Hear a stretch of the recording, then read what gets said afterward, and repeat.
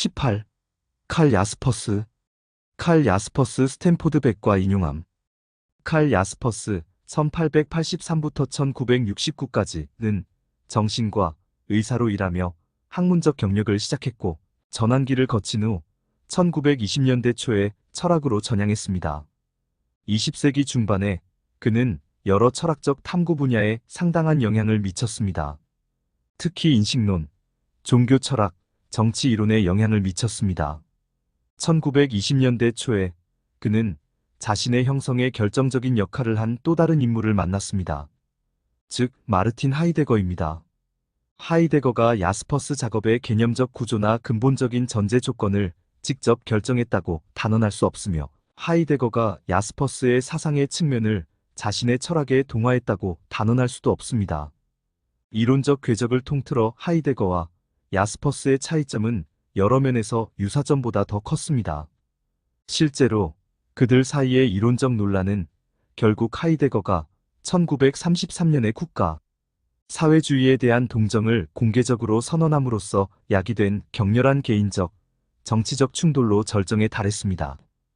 야스퍼스는 하이데거가 나치를 지지한다는 악명 높은 결정에 개인적으로 위협을 느꼈습니다.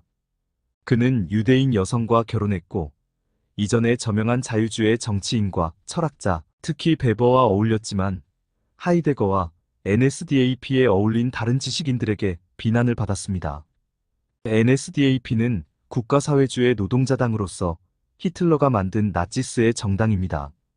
1932년에 그는 3권으로 구성된 3부작 철학 PHILOSOPHIE를 출판했는데 각각 초월의 대상을 기반으로 했습니다.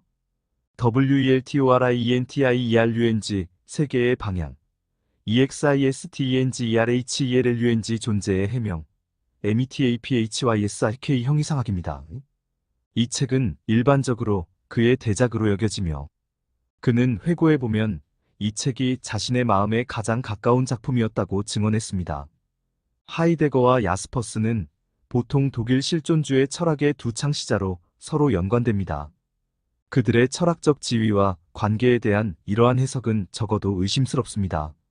하이데거는 실존주의자로 묘사되는 것을 싫어했고 야스퍼스는 적어도 1933년 이후에는 하이데거와 동일시되는 것을 싫어했습니다. 두 사람이 초기 우정을 쌓는 동안에도 하이데거는 야스퍼스의 철학을 매우 비판했습니다.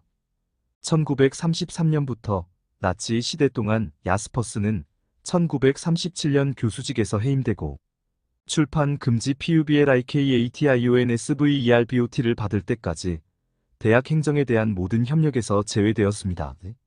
그는 당시의 지배적인 견해에 반대하여 재통일에 대한 요구는 독일 정치가 오래된 지정학적 사상과 야망의 해로운 흔적으로 오염되어 있다는 것을 의미하며 독일 정치 생활의 근본적인 방향 전환을 방해한다고 주장했습니다.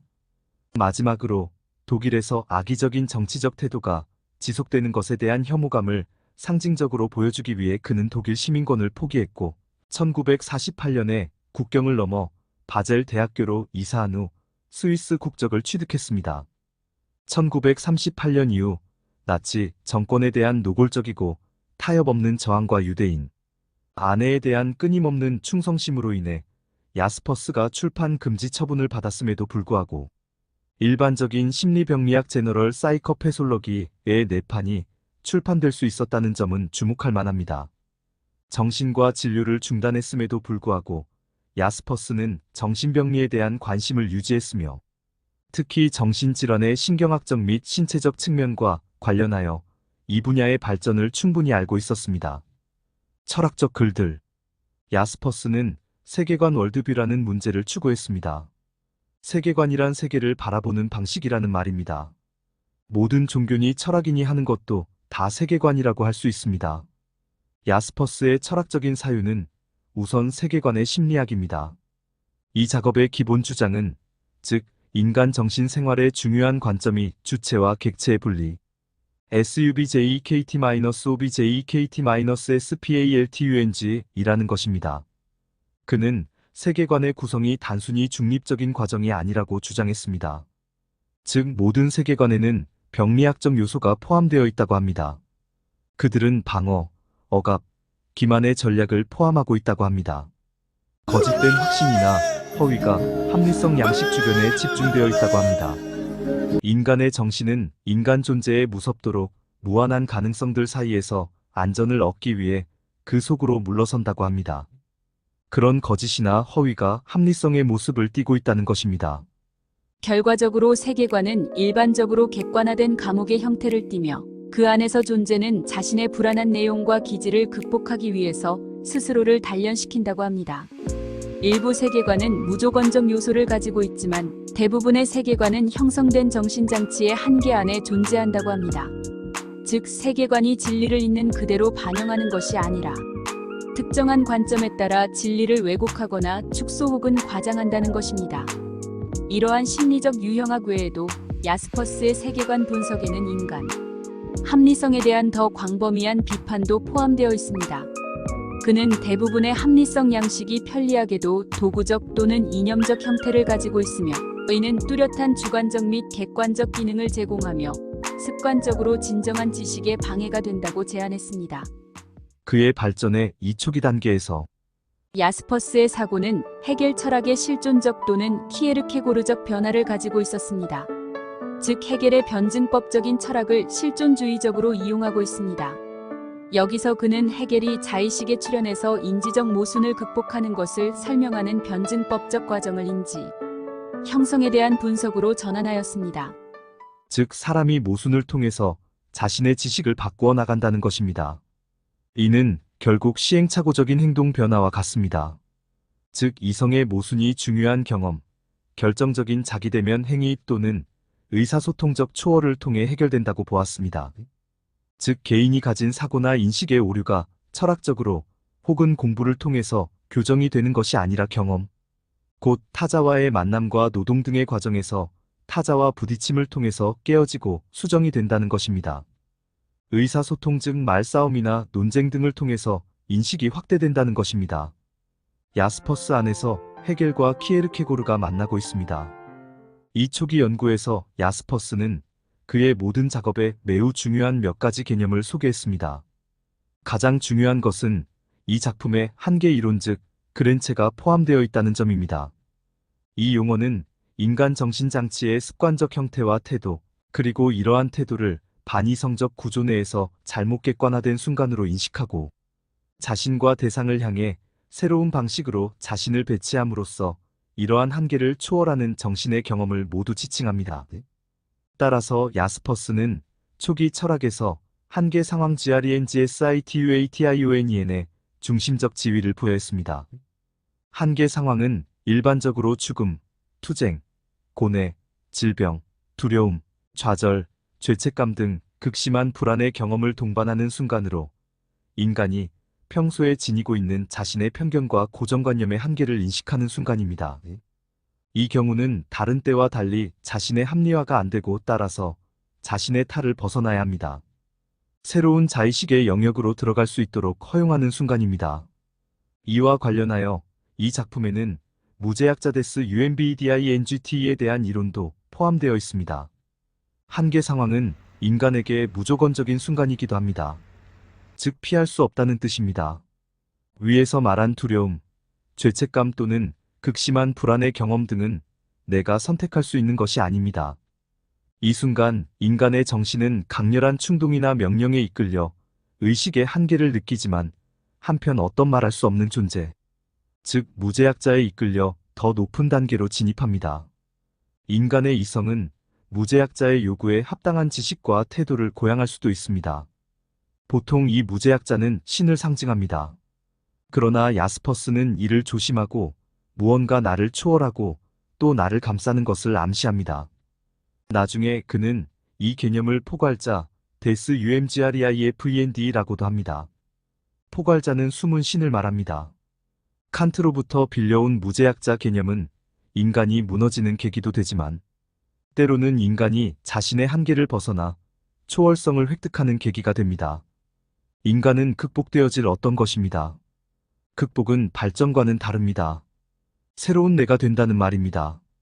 이와 관련하여 야스퍼스의 초기 심리학 연구에서도 미약하지만 실존적 소통이라는 개념을 도입했습니다.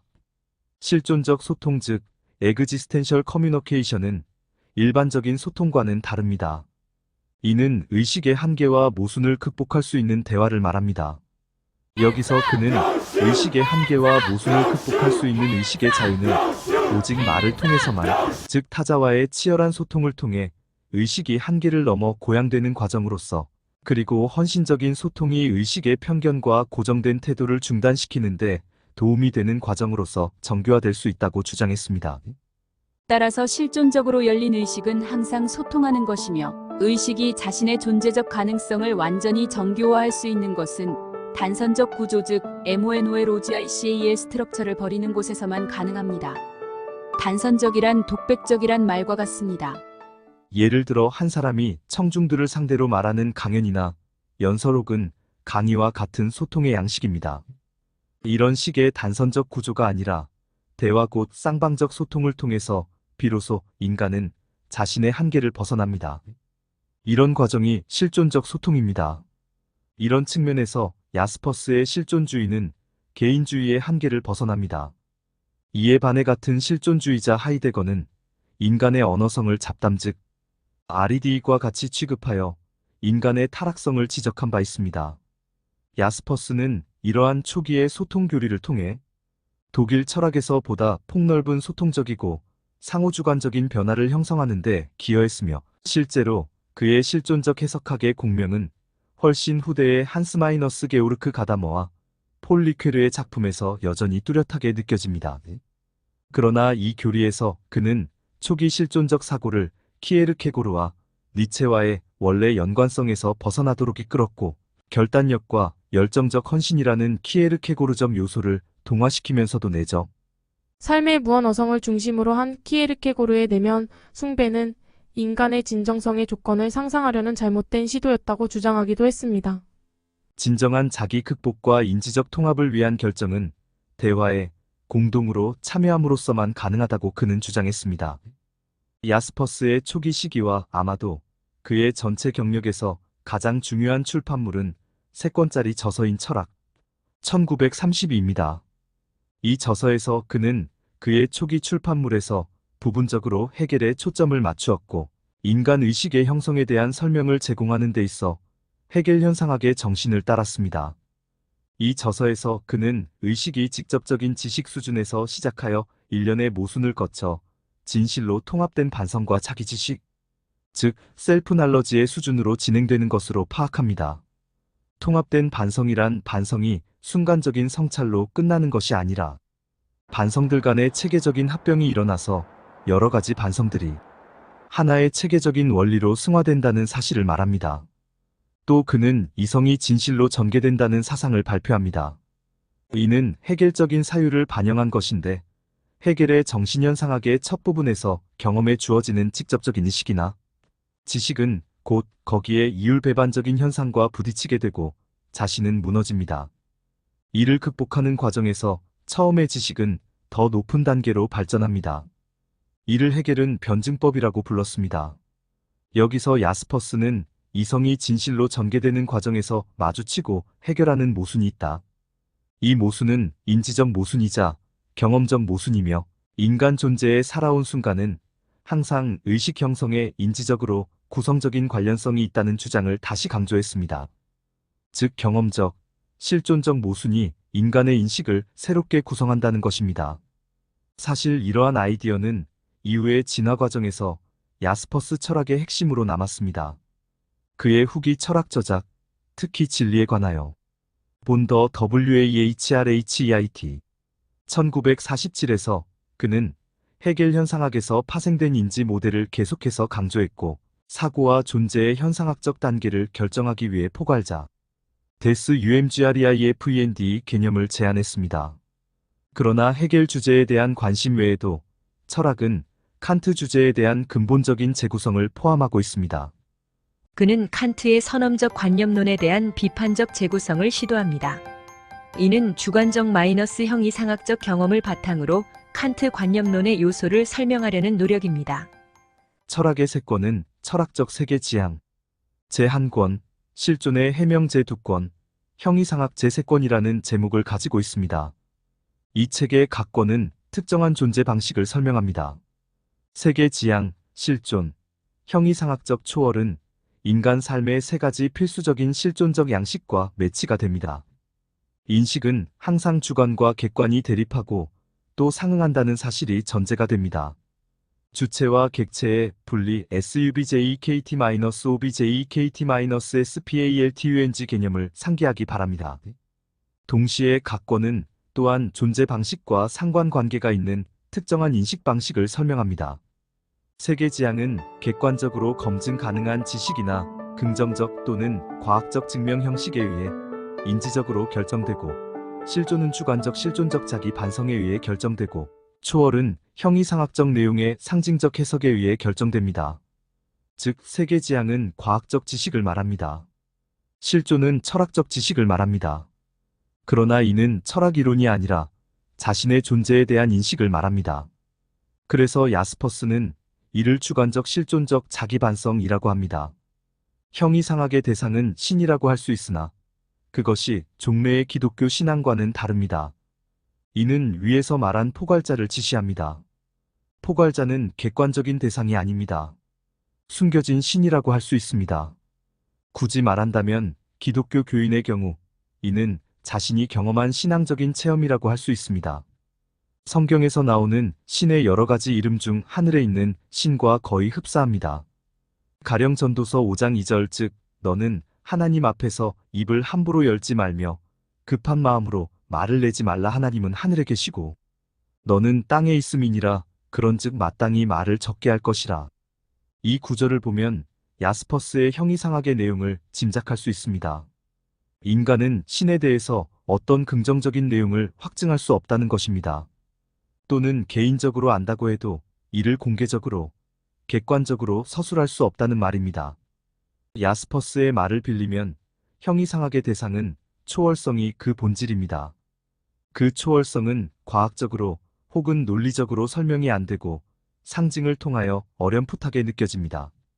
세 권의 철학책들은 인간의 존재와 지식이 어떻게 필연적으로 한 수준에서 다른 수준으로 발전하는지를 보여줍니다. 따라서 세 권은 즉각적인 객관적 지식 수준 세상에 대한 방향에서 인간 의식이 자신과 진실의 근거에 대한 주관적 마이너스 실존적 질문을 제기하고 이 의식 수준에서 해결할 수 없으며 존재 또는 실존적으로 헌신한 자기 반성의 수준으로 끌어올리도록 요구하는 모순에 부딪힌다는 주장에 의해 함께 묶입니다.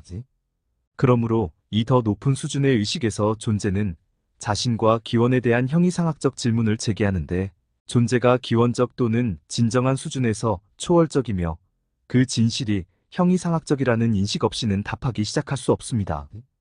야스퍼스에 있어서 한계 상황을 통한 실존 계명, 강갑회동화대.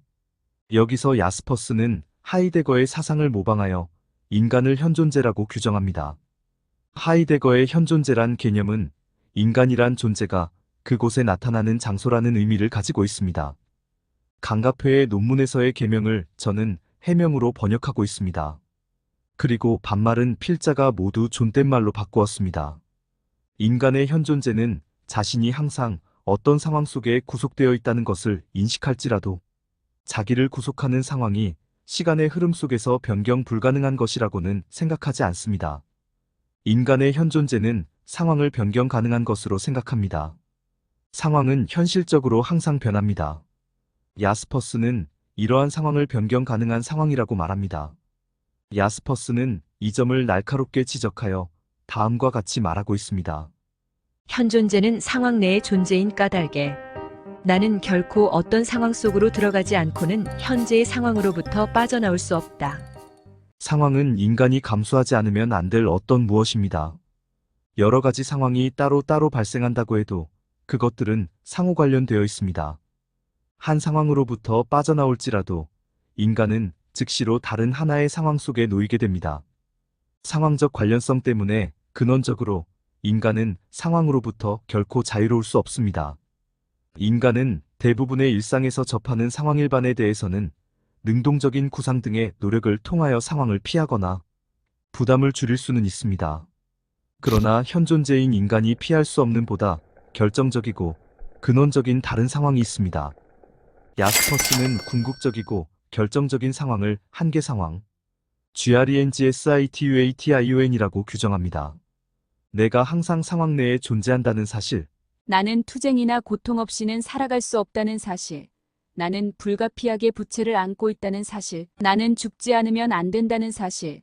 이러한 사실을 나는 한계 상황이라고 한다. 한계 상황은 변경 불가능한 상황입니다. 한계 상황은 그 자체는 없어지지 않고 현 존재에게는 겉모습만 변화하여 나타납니다. 한계 상황은 현 존재에 있어서는 원칙적으로 극복할 수 없는 하나의 구속입니다. 한계 상황은 변경 가능한 상황 일반과 구별될 뿐만 아니라 그것이 나타나는 모습들은 비록 그때마다 다르지만 현 존재가 그것에 놓여 있다는 것은 엄연한 사실입니다. 야스퍼스는 한계 상황과 현 존재의 관계를 다음과 같이 말하고 있습니다. 한계 상황은 그 자체가 변하지 않고 오직 그것들이 나타남에 있어서만 변화한다. 한계 상황이 인간의 현 존재에 관계하는 한 궁극적이고 근본적이다. 그것들은 전망될 수 없다. 인간은 그 배경에서 이미 그것 이외에 아무것도 보지 못한다. 한계 상황은 더 이상 앞으로 나아가지 못하고 좌절하는 하나의 벽과 같은 것이다. 그것은 우리가 변경할 수 있는 것이 아니다. 그것은 어떤 다른 것으로부터 설명되거나 연역되지 않고도 명백하게 나타난다. 한계 상황의 개념에서 한계라는 말은 야스퍼스에 있어서 결정적인 의미를 가집니다. 한계 상황에 있어서 한계라는 개념은 타자가 존재한다는 것을 나타내기도 하지만 동시에 타자는 현 존재의 의식 내에서는 존재하지 않는다는 것을 의미하기도 합니다. 그러므로 한계 상황은 이미 의식 일반에 있어서의 상황이 아닙니다. 현 존재의 의식 일반은 한계 상황의 참된 의미를 인식하지 못하기 때문에 변경 가능한 상황 일반과 변경 불가능한 한계 상황의 차이점을 이해하지 못합니다. 따라서 상황 일반과 한계 상황의 차이점을 주체적으로 인식하는 한계 상황의 체험이 필수적이며 한계 상황의 의의도 여기에서 성립됩니다. 야스퍼스는 한계 상황에서의 체험의 의의를 다음과 같이 말하고 있습니다. 우리가 한계 상황에 반응하는 것은 그것을 극복하기 위한 계획이나 타산에 있는 것이 아니라 전혀 별개의 능동성, 즉 우리 내부의 가능적 실존의 생성에 있다. 그러므로 한계는 아직 내재적으로 존재하면서도 이미 초월자를 가리킬 만한 그 본래의 기능을 시작합니다. 개별적인 한계 상황, 즉 죽음, 고통, 투쟁, 죄책 등을 체험함으로써 초월이 일어납니다. 실존 철학 이외에서는 현재의 질서가 불충분한 데서 한계 상황이 기인하는 것으로 생각기 때문에 단지 이 질서를 개선하려고만 하였습니다. 질서로서 인식한 상황을 변화시키거나 제거하려고 생각했기 때문에 사람들은 근본적으로 그것들과 대결하려고 하지 않았습니다. 그러나 야스퍼스에 있어서 한계 상황은 인간이 회피할 수 없는 어떤 것으로서 그것이 아니면 인간의 본질을 충분히 규정할 수가 없기 때문에 인간에게 있어서 근원적인 것입니다. 현 존재로서의 인간이 한계 상황을 야스퍼스에 있어서 한계 상황을 통한 실존 해명을 수용한다 하더라도 인간의 행위로서 그것을 변경할 수는 없습니다. 현 존재는 한계 상황이 억압하는 현실에 부딪히면 자신이 가진 모든 지식과 행동의 근거에 회의를 느낍니다. 현 존재는 삶의 가장 내면적인 근거에서부터 불안을 감지하고 좌절하지 않을 수 없게 됩니다. 이러한 좌절은 가능적 실존을 현실적 실존으로 비약하게 하는 결정적 계기입니다. 야스퍼스는 한계 상황을 경험하는 것과 실존하는 것은 동일한 것이라고 말하고 있습니다. 여기서 실존한다는 것은 초월자로부터 증여된 자기를 지각한다는 것으로서 초월자 앞에 선다는 뜻입니다. 한계 상황의 경험은 초월하는 행위와 직접적으로 연결됩니다. 따라서 실존의 특성은 초월하는 행위라고 할 수 있습니다. 실존한다는 것은 현 존재가 초월하려는 행위를 통하여 본래적 자기로 된다는 것입니다. 이 경우에 한계 상황에서 현 존재의 초월 문제, 내가 하나의 과거로부터 하나의 미래로 발을 디디는 의식적인 내적 행위로서의 비약의 문제가 제기됩니다. 현 존재에게 있어서는 한계 상황에서의 주체적 체험을 하는 가운데 세 가지의 비약이 일어납니다. 야스퍼스는 고독한 자기애로의 비약에 대하여 다음과 같이 말하고 있습니다. 나는 세계 밖에 있어 마치 내가 해양의 한가운데 안전한 고도에 있는 듯이 나 자신의 앞에 서서 거기에서 나는 저쪽으로 꺼져가는 파도치는 대기권을 주시하듯이 목적도 없이 세계 속을 주시하는 것이다. 이는 내지의 의식으로서만 모든 것을 바라보는 것이다. 즉 올바른 사람은 두려울 것이 없다. 라고 단언하는 사람의 입장입니다. 모든 상황을 보편적으로 인식하고자 하는 자의 실체적인 고독은 세계를 넓게 바라보면서도 자신의 내부에 대해서는 성찰하지 않습니다. 이런 태도는 자기 존재의 고독에 안주하며 마치 점이 되어 사라지고 자신이 인식한 것 이외의 것은 인정하지 않으려 합니다. 야스퍼스는 고독한 자기 존재는 우리로 하여금 한계 상황을 본래적으로 감지하게 만드는 지식이 된다. 라고 말하고 있습니다. 인간이 세계를 객관적으로 인식하면 할수록 그 자체로서 존재하는 것이 아님을 알게 됩니다. 객관적 대상으로서만 인식한 세계는 기반이 없습니다. 이 점을 명확하게 알았을 때 비로소 실존의 자유를 위한 공간이 열리고 실존에게는 세계로부터 초월자에게로 비약할 수 있다는 의식이 생겨나게 됩니다. 초월자에 대한 관계없이 실존은 있을 수 없습니다. 현존재는 한계 상황의 체험을 통해서만 초월자로 눈을 돌리고 비약할 수 있습니다. 야스퍼스에 있어서 철학은 초월적 방법을 지니는 것이며 이 초월 행위를 통해서 인간의 참모습을 밝혀낼 뿐만 아니라 인간 이상의 것, 인간을 넘어서 그 뒤에 숨겨져 있는 어떤 존재까지도 해명합니다. 인간 이상의 것, 인간을 넘어서 그 뒤에 숨겨져 있는 어떤 존재가 바로 존재 자체인 포괄자로서의 초월자입니다. 초월자는 무엇에 의하여 설명되거나 규정될 수 없고 표상에 의하여 대상화될 수도 어떤 추론에 의하여서도 도달될 수 없습니다. 그러나 초월적인 것은 양, 질 그 밖의 일자도 아니며 타자도 아니다. 존재도 아니고 무도 아니라는 사실을 말하기 위해서 모든 범주가 사용되기도 합니다. 초월자는 우리의 경험이나 모든 사람에게 유효하게 적용되는 존재론적 원리를 적용할 수 없습니다. 초월자는 지평 뒤에 숨겨져 있어 우리에게 직접적인 명백한 말이나 행위로서 나타나지 않는 절대자로서 묵묵히 존재할 뿐입니다. 현존재로서의 인간에게 초월자는 직접적 타자 또는 신체성의 절대자로서 나타날 수 없습니다. 초월자는 오직 실존에게만 비대상적 존재로서 나타납니다. 초월자는 직접적으로 나타나는 것이 아니라 암호로서 나타납니다. 따라서 암호는 초월자가 실존에게 말을 걸어올 때의 그 언어입니다.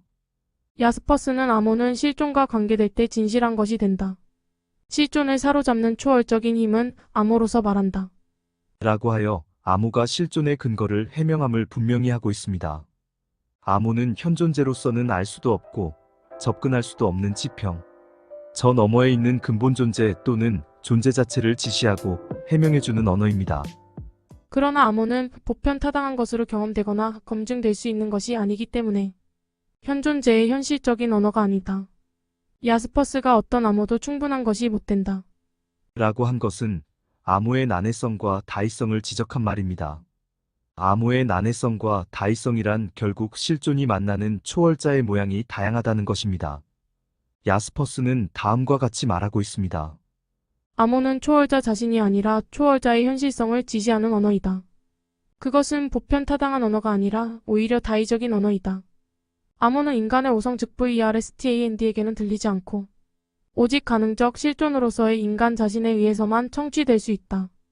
암호는 실존이 되려고 하는 인간에 의해서만 그 존재 방식에 따라서 암호로서 해독될 뿐이다. 인간은 여하한 신을 자기 앞에 갖는가에 따라서 그 자신이 된다. 그가 그 자신으로서 무엇인가 하는 것은 그가 해독한 암호의 신관념에 따라서 계명되고 인도된다. 그리하여 초월자의 암호와 인간의 실존이 서로 상응하고 암호 해독의 의지는 세계 내에서의 실존의 의지와 같은 것이다. 세계와 인간의 이율배반적 구조는 야스퍼스의 철학적 사유 전체에서 전제된 것이지만 특히 한계 상황에서의 좌절에서 전제된 이율배반적 구조에서 잘 드러나고 있습니다. 생명 본능을 가진 생물학적 존재로서의 인간은 죽음 앞에서 좌절합니다.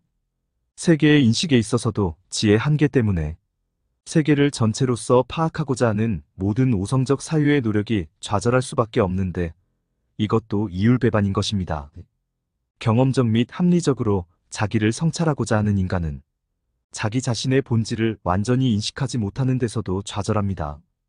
야스퍼스는 이율배반적 구조의 갈등을 해소하는 것을 통하여 즉 현존재의 유한성과 한계 상황에서의 좌절을 긍정적이고 주체적으로 해결함을 통하여 실존을 해명하고 있습니다.